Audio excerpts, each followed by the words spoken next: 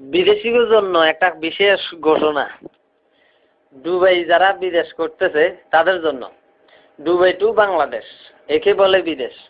হায়রে মানুষ কেন সবাই বিদেশ বিদেশ করে? বিষে দিতে একটু দেরি হলে যেন গায়ে আগুন জ্বলে। যদি বলি বিষে হয়নি, একটু ধৈর্য ধরো, তখন সে বলে সুদের টাকা একটু জলদি করো। বাবা মরার সময় একটু জমি দিয়ে গেল, হতভাগে বিদেশে আসা বিক্রি করে দিল। হঠাৎ করে এলো বিষে টিকিটের টাকা নাই, বউর একটা হার ছিল বিক্রি করলো তাই। বিদেশ গিয়ে সানকোফাল তার সাচ্চা ভাইয়ের কাম পায়, দেশের ফ্ল্যাট মেলে না আর কিছুতে ভাত খায়। মেলে না আর সোনার পালং, ছোট্ট জালি খাট, কোন রকম শুয়ে সে কাটিয়ে দেয় রাত। সকাল 5টায় শুরু হয় কাম, বিকেল 5টায় শেষ। 30 দিরহাম মজুরি, তার 1 ঘন্টা পায় রেস্ট। কষ্টে কষ্টে 5টি মাস হলো তারি পার, ডাব করলো দেশে টাকা 32,000। বউ তাহার আত্মহারা এত টাকা পাই, সবার কাছে গর্ব করে জামাই ডুবাই।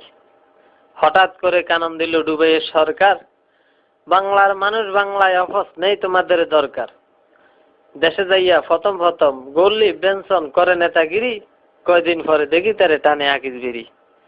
যায় না চলা তারই সাথে বিদেশি সেন্টের বাস, কয়দিন পরে মাথা নাই তেল গায়ে গামের বাস।